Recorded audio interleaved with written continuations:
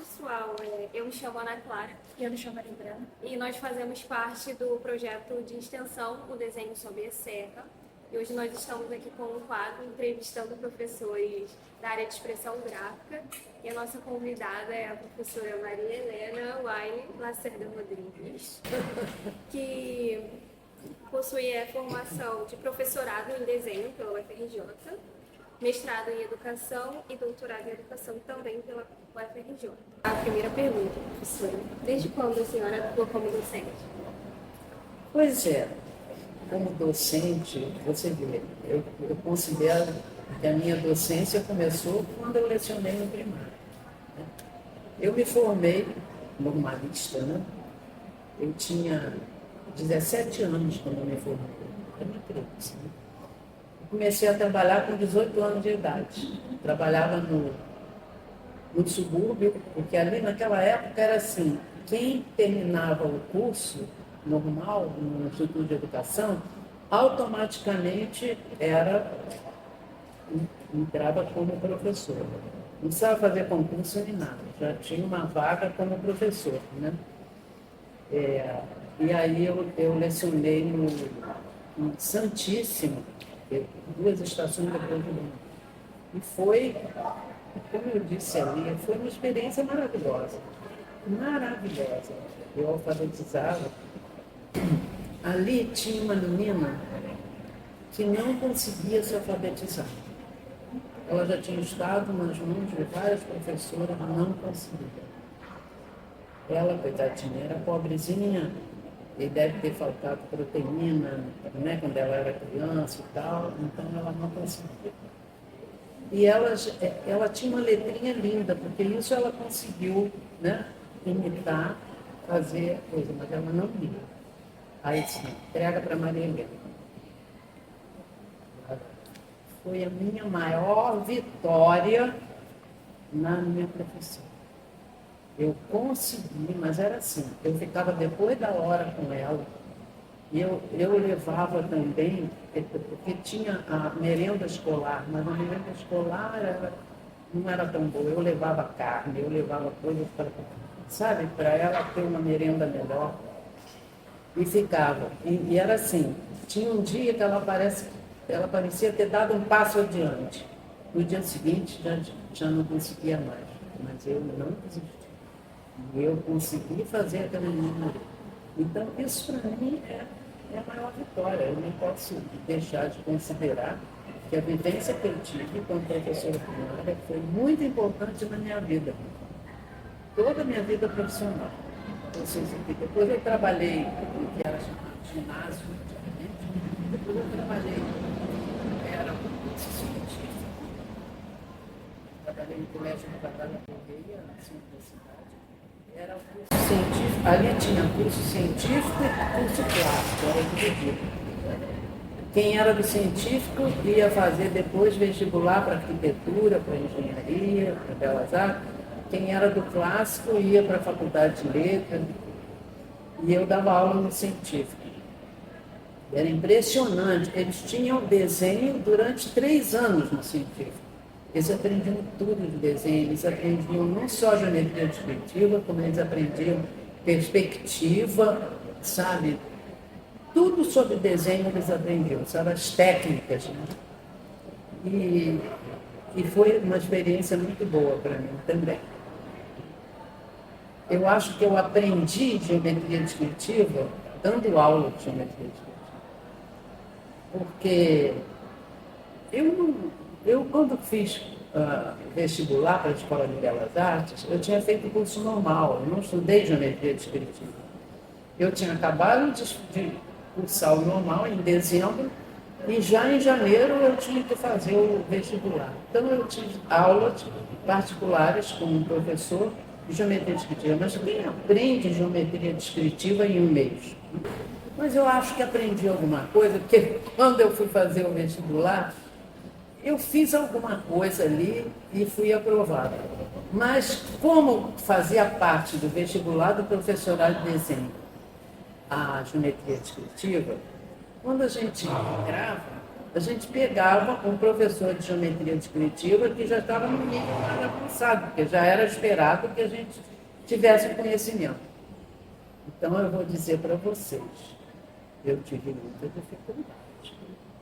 Eu entendo a dificuldade que o aluno tem, eu tive muita, mas eu venci porque eu fui teimosa, entendeu? Mas eu aprendi mesmo a geometria descritiva quando eu passei a lecionar. Porque aí eu ia preparando aula, eu ia preparando, quer dizer, como é que eu vou passar esse conhecimento, como é que eu vou fazer com que eles aprendam. Foi uma experiência maravilhosa, eu aprendi. E como naquela época fazia parte do vestibular para engenharia e para arquitetura, os meus alunos do científico, eles estavam fazendo cursinhos, eles estudavam à noite comigo. Eles estavam fazendo cursinhos e tinham aula de geometria descritiva. Então, de vez em quando, um aparecia com um problema lá, professora, eu não estou entendendo esse problema. Eu disse, calma, eu vou poder dar a resposta agora, eu vou levar para casa. Eu levava para casa deles, que problema, porque eles passavam os problemas difíceis, certo? Tinha que ter raciocínio. Eu tenho que saber, eu tenho que descobrir isso para poder explicar no dia seguinte para o meu aluno. Vocês não acreditam. Isso é engraçado, o Daniel, hoje me diz, Daniel, meu filho, né? Ele diz isso, também que acontece com ele. Eu dormi pensando no problema e acordei com a solução do problema. Eu raciocinei enquanto estava dormindo. Eu trabalhei em 1979, eu trabalhei na Universidade de Santa Úrsula, eu tinha feito um curso de especialização lá. Aí eu comecei a dar aula de geometria descritiva para alunos de engenharia, esse tal, e depois, logo depois, eu entrei para a Escola de Belas Artes, mas eu trabalhava já no Estado, eu trabalhava no Jacarepaguá, que morava em Jacarepaguá. Eu não sei como eu sobrevivi.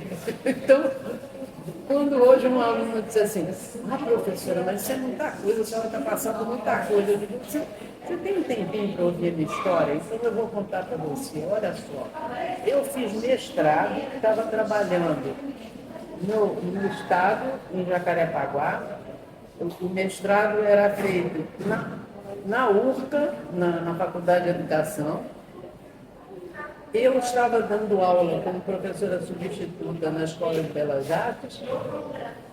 Eu tinha 4 filhos, marido e cachorro. Eu dei conta, sabe, de tudo isso.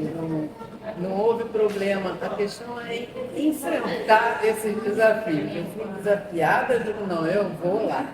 E realmente, então, eu galguei todos esses níveis, né, da docência, desde o primário para o ensino, eu não sei como é que chama agora, ensino fundamental, ensino médio e tal, até a universidade.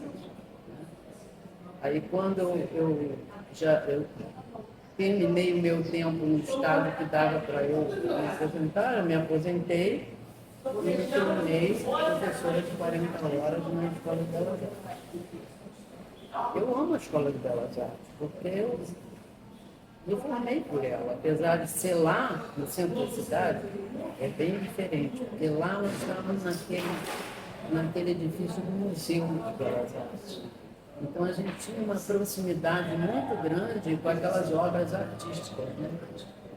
E tinha exposições dos alunos lá, né? Eu estava até comentando o curso livre, o pessoal ia lá expor aqueles trabalhos maravilhosos que eu não era capaz de fazer, entende?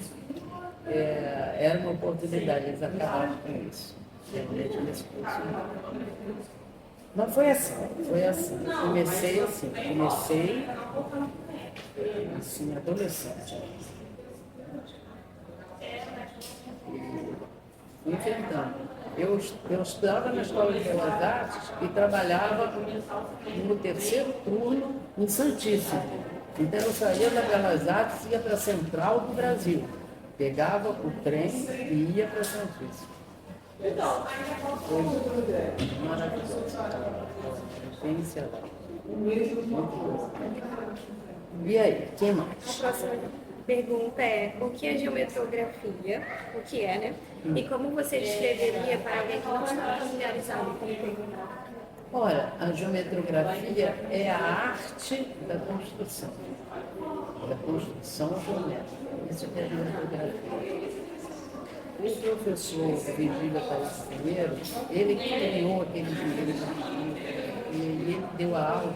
A aula que ele deu, quando eu fui aluna dele, eu fui da primeira turma que ele mencionou, chamava assim, Elementos da Matemática, ele chamava de geometria. E naquela ocasião ele começou a escrever os livros de teoria 1 e teoria 2, que vocês devem ter contato com isso. E aí passou a ser chamado de geometrografia. Mas geometrografia não é um termo que ele criou, é um termo que existe. Ele é a arte das construções. Isso. Qual a importância da geometrografia no mundo contemporâneo e como ela se relaciona com outras áreas de conhecimento? Você vê, o desenho está em tudo, né? Você viu, eu mostrei aquela foto da obra do Isaac, né? Kurazov. Eu não sei se vocês conheciam aquele artista, mas se vocês forem procurar as obras dele, tem muita geometria ali, né? Então, a geometria, ela se aplica em tudo.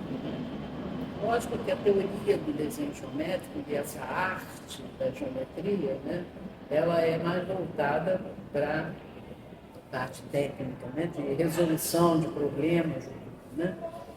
Mas a gente pode considerar que o desenho está em tudo. Então, a utilidade do desenho está em tudo. Você vê, por exemplo, as construções, né, que têm raízes, né? Elas vão, não sei se o Daniel já trabalhou com vocês, né? Esse tipo de construção, porque acho que ele se detém mais nos problemas, né? Naqueles problemas, né? É um pouco difícil a gente pegar um problema daqueles e ver onde ele se aplica exatamente, né? Procurar uma aplicabilidade para aquilo imediata. Mas é preciso saber que aquilo é uma linguagem. E você precisa conhecer aquela linguagem para resolver certos problemas. E depois você talvez pense que nem iria usar. Você precisa. Eu dou um exemplo. Eu tinha uma aluna que estava fazendo escultura na Escola de Belas Artes, muitos anos. E ela estava querendo projetar alguma coisa para um carro alegórico. Era um cubo e tinha que ter uma pessoa dentro. Então, tinha que ter um orifício onde aquela pessoa entrasse, né, e saísse. Era uma coisa mais ou menos assim.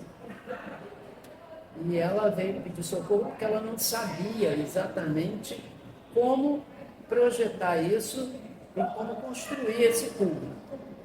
Era um problema de geometria descritiva, entendeu?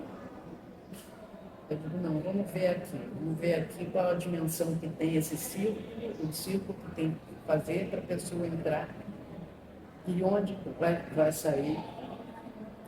Então, é assim, tinha alunos, por exemplo, de indumentária, do curso de artes cênicas com habilitação em indumentária. Assim, mas para que a gente está precisando disso, da geometria descritiva? Eu digo assim, não, mas vem cá, você vai fazer você vai costurar, vai criar uma saia godê, entende? Você tem que partir de uma superfície plana e chegar àquela forma, né? Então, sempre tem. Eu também dei aula de perspectiva e sombras. Nem sei se existe mais. Existe. E, é, nessa aula a gente dava também a aplicação da geometria descritiva em sombra. Tá? E eu tinha um aluno na graduação que ele já era profissional de teatro, ele criava iluminação, então ele colocava a iluminação de modo, vamos dizer,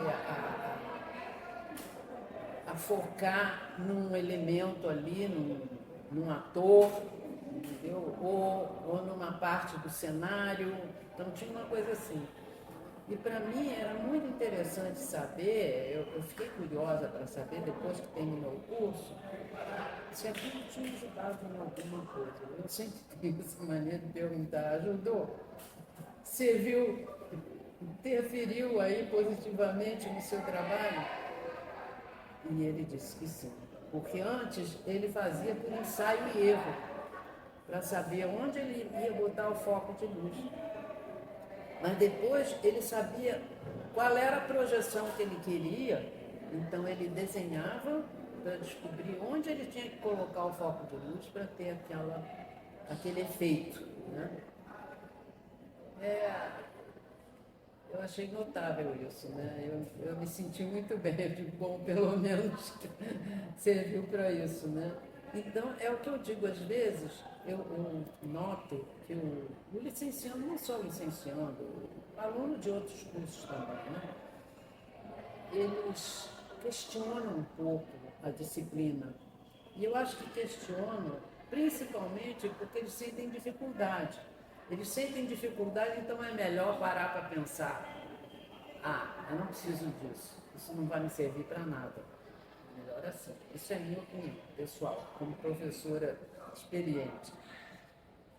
Mas realmente vai servir sim, ele precisa ter perseverança, enfrentar o desafio de aprender. E depois que ele aprende, ele se sente, sabe, glorificado, sabendo sabendo aquele, conseguindo trabalhar com aquilo. Eu espero que vocês se sintam assim na teoria do desenho geométrico 2, a partir do esforço do professor Daniel, porque ele fica bolando 1000 coisas para atrair, né? Eu espero que ele tenha sucesso. Porque muitas vezes o professor chega no final do curso assim um pouco desestimulado. Ai, meu Deus, eu trabalhei tanto. Quando vocês forem professores, vocês vão sentir.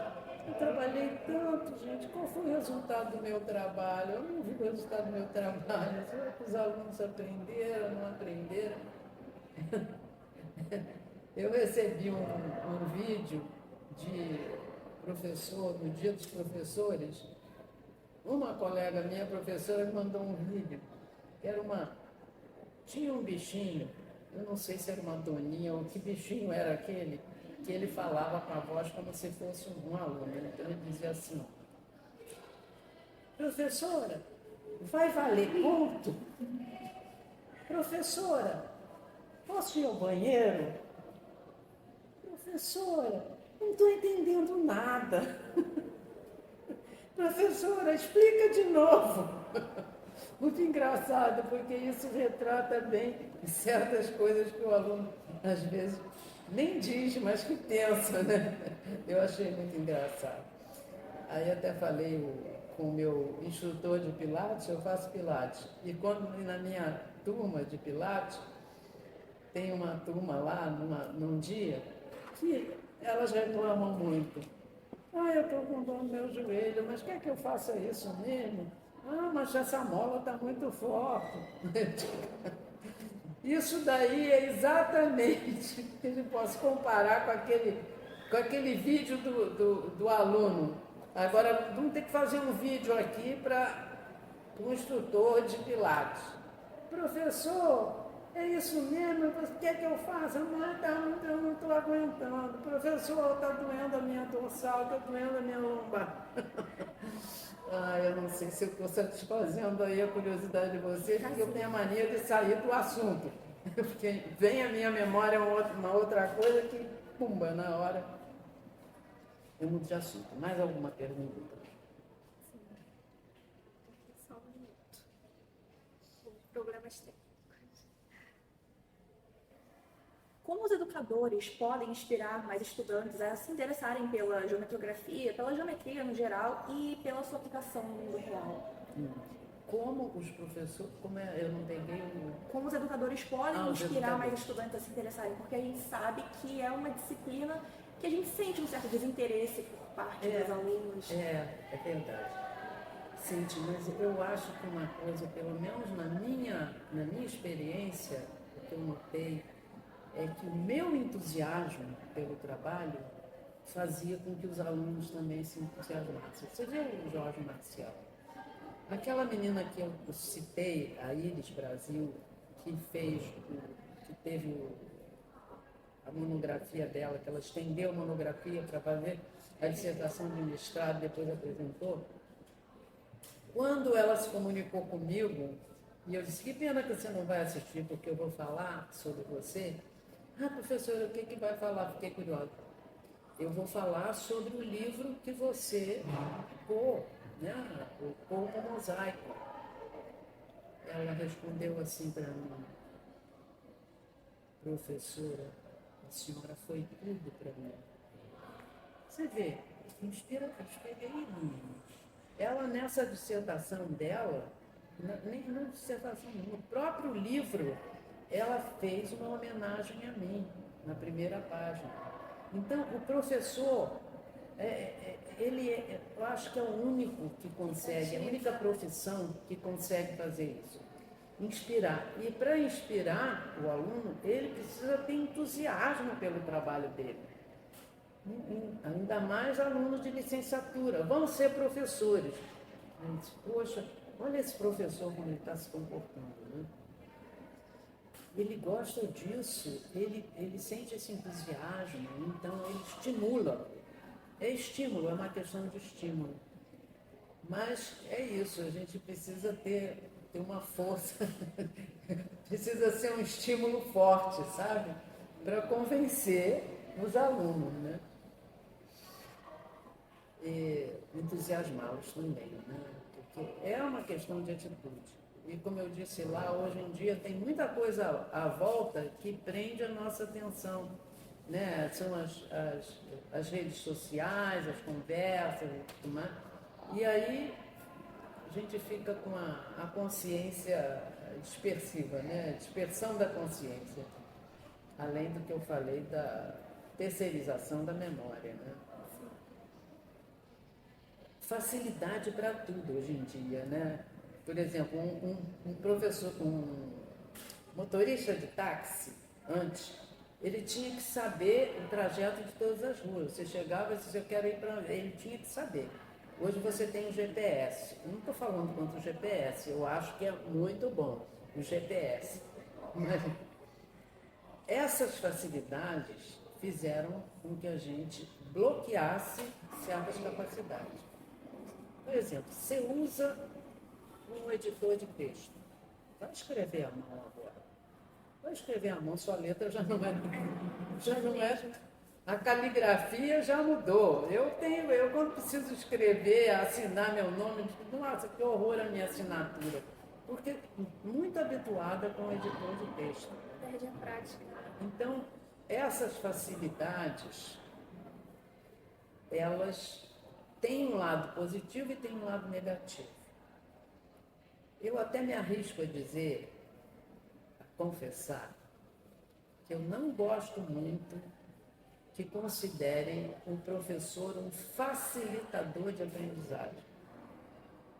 Eu não gosto desse termo, facilitador, que não é para facilitar. Se vai facilitar, tira a oportunidade do aluno fazer aquele processo, porque a aprendizagem é um processo, não pode ser na mesma hora. Se você tem uma resposta na hora, depois você esquece, entendeu? Agora, se você passou por um processo de raciocínio para chegar a resolver um problema e conseguiu resolver, você não vai se esquecer mais, porque você fez a aprendizagem. Eu não gosto de ver o professor. Eu nunca fui uma professora facilitadora, não. Nunca fui. E eu acho que por isso eu tive. Nem todo mundo simpatizou comigo, sabe? Nem todo aluno. E a professora Maria Helena, que está dando aula, não quero aula com ela, não, porque eu sempre fui exigente. Mas o fato de eu ter sido exigente, ter de uma certa forma, cobrado ou estimulado os alunos a irem adiante, fez com que muita gente foi adiante e não tenha se esquecido disso. E eu acompanho. Esses professores de desenho do Colégio Pedro II, quase todos foram meus alunos. E eu acompanho a vida deles, eu tenho acompanhado a vida deles, o que eles fazem, mestrado, doutorado, eu acompanho tudo, sabe? E me encontro com eles, eles têm um encontro de professores de desenho, eu estou lá sempre. Eu sou presente e participo também das defesas. Eu tive um orientando na Faculdade de Educação, porque houve uma época que eu trabalhei na Faculdade de Educação, assim, eu fui convidada para dar aula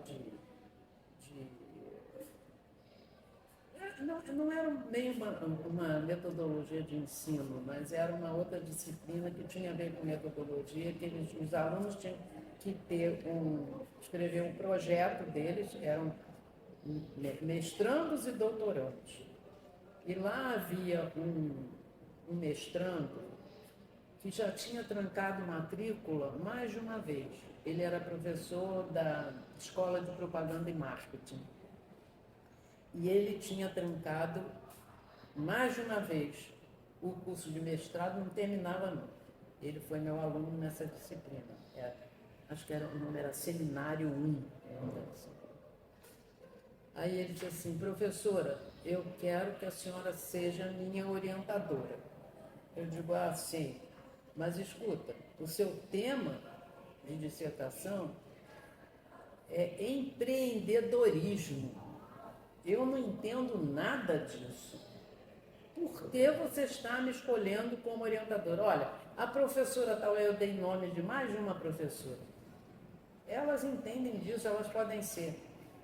Não, você tem que me dar uma razão para eu aceitar ser sua orientadora. Ele disse, eu quero porque eu tenho certeza que com a senhora eu vou terminar o mestrado.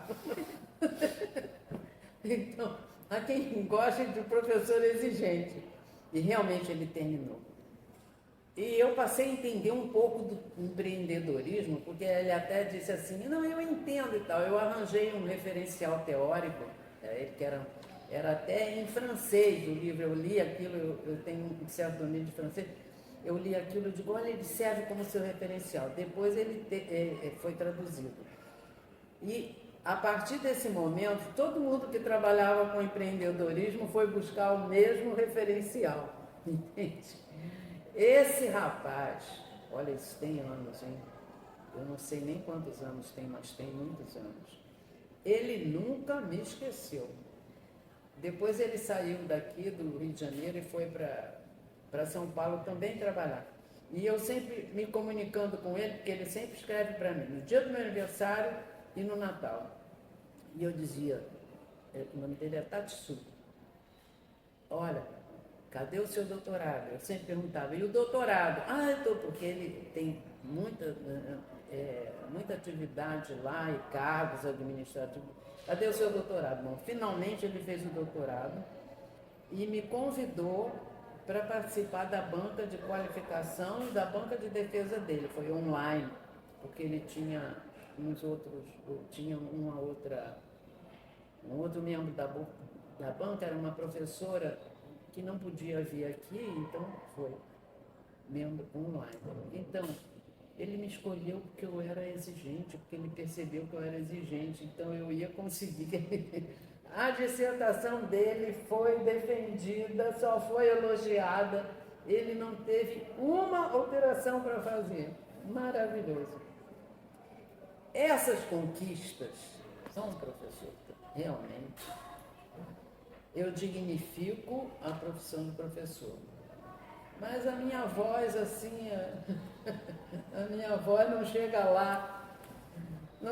lá em quem decide as políticas públicas para a educação.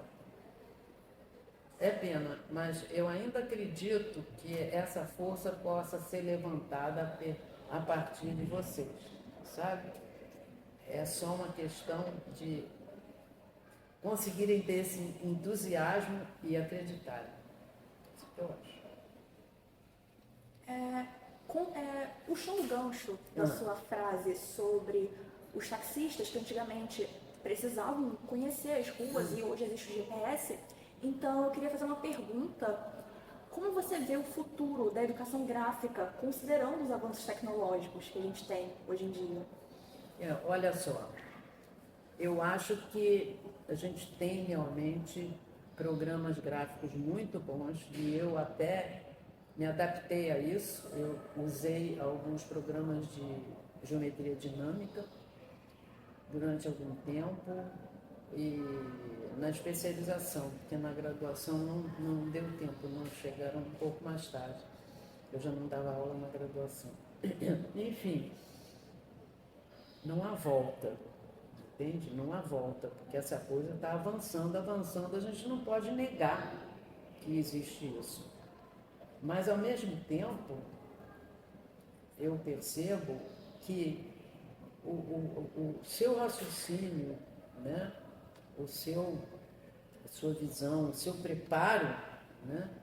Tem que estar ali presente, porque o programa é uma ferramenta que você pode usar para fazer traçados, quer dizer, a gente já não faz, mas não vai usar mais o par de esquadros, transferidor, essa coisa, porque a gente tem, no aplicativo, a gente tem aqueles recursos, né? E que pode usar, né? Tem recurso até para programar.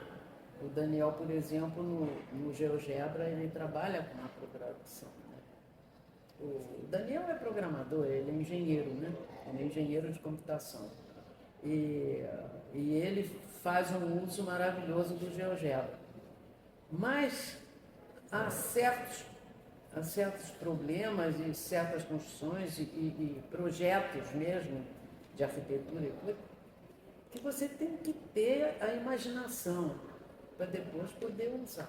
Então, eu acho que o futuro, né, você me perguntou pelo futuro, eu vejo o futuro como eu estou vendo o presente, sabe? Eu acho que isso não vai substituir o cérebro de quem está ali trabalhando. É a minha crença, né? Você vê a inteligência artificial, né? Eu falei na inteligência artificial, até perguntei ao Daniel, o Daniel também disse para mim, mãe, não tem volta. Não tem volta. Vai ser isso. Aí é a matemática. São algoritmos que eles pegam tudo e na mesma hora dão uma resposta. Eu digo, sim. Mas você me falou que passou um problema para eles que eles não conseguiram resolver. Daniel passou um problema de teoria do desenho geométrico que tinha um certo raciocínio, que tinha que encontrar um ponto-chave, aquelas coisas. Não conseguiu resposta. Aí ele ficou conversando no chat, né, sobre isso, e lá quem respondeu, que não é gente, né? Não é uma pessoa. Ai, meu Deus, que triste. A gente não conversa mais com uma pessoa, a gente conversa com alguma coisa que não sabe nem o que é. Então a pessoa, entre aspas, lamentou não ter conseguido resolver, né? Mas percebeu que não conseguia resolver. E o Daniel, eu acho que mostrou para ele o raciocínio todo. Eu, uma vez, quando havia eu estou me estendendo demais, né? Daqui a pouco vai parar. Olha, eu trabalhei com um programa chamado Cabri Geométrico. Não sei se vocês ouviram falar. Foi o primeiro de geometria dinâmica que apareceu. Era francês esse programa. Até conheço um rapaz que fez o doutorado lá na França, ele era francês, depois ele veio para o Brasil. E tornou-se meu amigo. Eu trabalhei com o Cabri. E aí havia um grupo do Cabri Geométrico, professores de matemática, só professores de matemática de São Paulo, que criaram um grupo para a gente discutir e passar enunciado de problema e resolver. Aí, um dos professores de matemática do grupo, e eu acho que eu era a única professora de desenho do grupo, eu ficava até quietinha, ninguém sabia que eu era professora de desenho, de repente eu me expulsava. Mas foi engraçado isso. Um professor de matemática passou um problema que era um problema premiado, que ele viu numa revista antiga italiana, um problema premiado. Muito bem, ele passou esse problema. Eu fiquei logo interessado em resolver. E fiquei resolvendo, fiquei pensando, imaginando qual seria o ponto-chave. O ponto-chave estava meio escondido, não era bem quando eu fazia a figura de análise, não. Eu tenho que encontrar um outro ponto-chave. Eu resolvi o problema, usando as ferramentas do Cabri Geométrico. Só que eu tive que raciocinar para resolver. Aí eu mandei a solução pronta. Eu já mandei o problema resolvido. Aí uma professora essa era do Rio Grande do Sul, até andei me correspondendo com ela, era muito bacana. Ela fazia parte do grupo e ela me perguntou: tudo bem, mas é heurística, como é que você chegou a esse ponto? Como é que você descobriu isso? Eu digo, bom, eu posso explicar, eu posso fazer uma análise aqui. Aí eu fiz a análise toda, né? Ponto-chave e tal, as transformações que eu fiz para resolver o problema. Expliquei. Ela ficou satisfeita. Não foi uma descoberta assim, heurística, eureka, né? Foi pensada. Muito bem. Eu ainda não tinha dito que era professora de desenho. Aí, uma professora lá de São Paulo, ela disse assim: mas para resolver isso tem que ser professor de matemática, né? Aí eu não aguentei, aí eu tive que dizer, eu tive que confessar. Mesmo que eu fosse expulsa, eu tive que confessar. Mas eu não sou professora de matemática, não. Eu fiz professorado de desenho. Aí ela ficou: mas como é que pode? Pois é, pode, nós temos aí, eu fiz, né, falei do professorado, das disciplinas, da teoria do desenho geométrico, da geometria descritiva. Ela disse assim: eu agora vou dar aula de geometria descritiva. Eu estou até procurando material. Eu digo: você me dá um endereço que eu vou mandar para você, porque a minha dissertação de mestrado, eu construí um material didático para os métodos descritivos. Então, se você me der o endereço, eu mando para você esses volumes que eu tenho. Ela nunca mais se comunicou. Eu também saí do grupo, sabe? Eu achei que eu já estava ficando muito, sei lá, muito questionador. Eu digo: não, já fiz a minha defesa, adorei. Eu adorei ter tido. Nem todos os professores pensam assim, né? Dessa maneira. Por exemplo, Luiz Carlos Guimarães, que é professor, nem sei se ele já se aposentou, já é professor do Instituto de Matemática, ele adorava, ele participava de todos os gráficos, né? O próprio Belenem, que trabalhou no Cabri, quando eles fizeram uma segunda versão do Cabri, ele me convidou para testar essa versão, né? Que antes deles terminarem, eles testavam com professores para ver se tinha algum defeito, né? E engraçado é que eu descobri coisas que os professores de matemática não conseguiam descobrir porque eu fazia uso diferente. Teve uma coisa lá que eu descobri, olha, está aparecendo uma coisa aqui que não é para aparecer quando você usa isso para fazer tal construção. Ele disse assim, poxa, essa foi boa. Eu me senti feliz de ter conseguido descobrir uma coisa dessa. Mas por causa da experiência e de lidar com isso. Então é isso, gente. Mais alguma pergunta? Por hoje é só isso. Por hoje é A só gente isso. gostaria, professora, de agradecer pela sua participação em nome de toda a equipe do Desenho sobre Serra. Não só eu e a Brenda, mas todo mundo que nos ajudou a criar as perguntas à professora e pela oportunidade que a senhora nos deu de estar aqui, de ouvir da tua experiência como professora. Foi assim, agregou muito, assim, Com certeza. a nós. Eu me sinto honrada.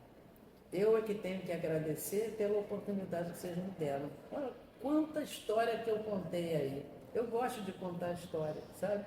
Então, vocês me deram essa oportunidade e eu estou muito satisfeita. A gente que agradece. A gente que agradece. Para finalizar, bem rapidinho, um conselho breve que você daria para gente, futuras professoras de desenho. O que você diria para gente? Se pudesse dizer uma única coisa. Olha, dediquem-se. Dediquem-se ao máximo e acreditem em vocês, que vocês são capazes de levar adiante.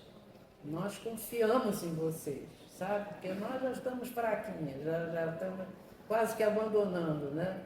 Eu ainda estou na especialização porque acham que eu sou útil na especialização. Mas a disciplina de geometrografia dinâmica eu já passei para o Daniel. Não, Daniel, você cuida disso. Eu estou só na teoria e prática de pesquisa.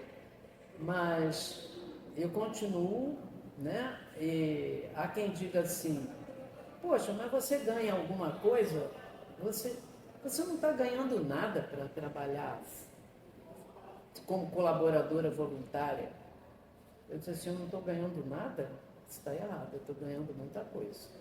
Eu estou ganhando o que o dinheiro não pode comprar. Eu estou afastando o alemão da minha cabeça. Eu continuo com a mente em atividade. E isso não tem preço. Realmente não tem preço. Vocês são jovens, a gente acredita em vocês. E é preciso que vocês também acreditem em vocês. E que valorizem a licenciatura. Tá bom? Vocês Muito merecem. obrigada, professora Maria Helena.